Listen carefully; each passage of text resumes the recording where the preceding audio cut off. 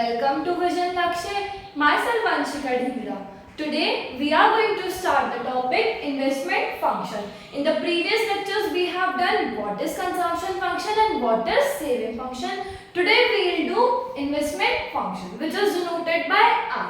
ठीक है, now let us begin. भाई हमें पता होना चाहिए इन्वेस्टमेंट फंक्शन क्या होता है। देखो, it refers to expenditure incurred on creation of new capital assets. मतलब हम क्या करते हैं, कैपिटल एसेट्स को एक्वायर करने के लिए जो भी पैसा, जो भी मनी खर्च करते हैं, ठीक है, उसे क्या कहते हैं, इन्वेस्टमेंट फंक्शन। सारे एक्सपेंडिचर हम कर रहे हैं, इनकर्ड कर रहे हैं creation of new capital asset. जैसे मैंने कोई मशीनरी परचेज करी, बिल्डिंग परचेज करी, तो ये सारा मेरा क्या हो जाएगा, इन्वेस्टमेंट एक्सपेंडिचर, क्योंकि मैंने क्या करा है, इन्वेस्टमेंट करा है और न्यू कैपिटल एसेट्स इनकर करे है या एक्वायर कर लिया।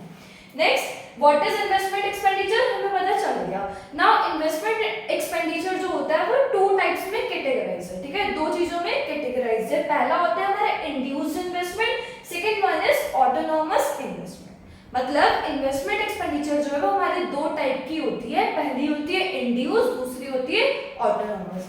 What is induced investment, which depends on profit. Induced investment क्या होती है, ऐसी इन्वेस्टमेंट जो हमारी किससे ड्रिवन होती है, किस पे डिपेंड करती है, profit motive. Next, it is income elastic. Income elastic का क्या मतलब होता है, जैसे जैसे हमारी इनकम बढ़ती चली जाएगी, ये वाली इन्वेस्टमेंट जो होती है हमारी, ये जो है, ये इनकम के बढ़ने से ये वाली इन्वेस्टमेंट भी हमारी बढ़ती जाएगी।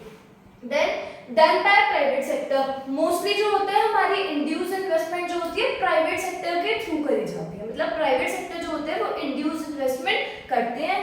Then curve slopes upward. और जो इंड्यूस इन्वेस्टमेंट होती है, भाई नॉर्मल सी बात है, हमने पहले भी पढ़ा था कि इनकम के बढ़ने से जो चीज बढ़ रही है, तो फैक्ट ये नॉर्मल सी बात है कि जब इनकम के बढ़ने से कोई चीज बढ़ रही है तो इसका कर्व जो होगा वो क्या करेगा, स्लोप करेगा अपवर्ड। जैसे मैंने यहाँ पे आपको छोटा सा ग्राफ बना के दिखा रखा है। इन दिस डायग्राम भाई देखो, ये y एक्सिस है, this is your x axis.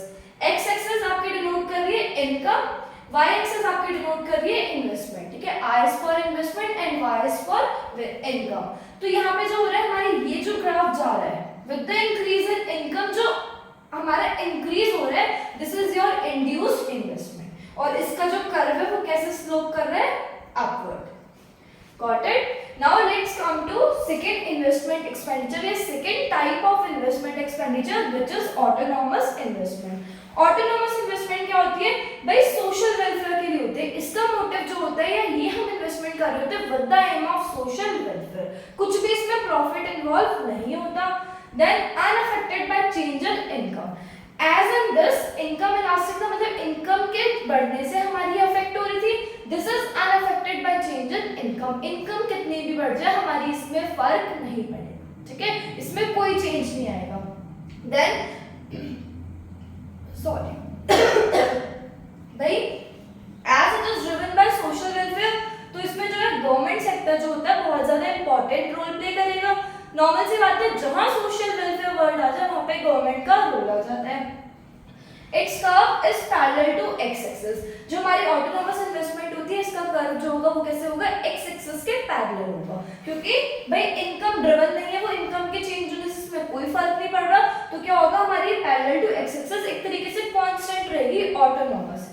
This is your same investment income and this is your autonomous investment which is parallel to x axis, जिसमें इनकम से कोई भी इंपॉर्टेंट, मतलब इनकम कोई भी रोल प्ले नहीं करती है।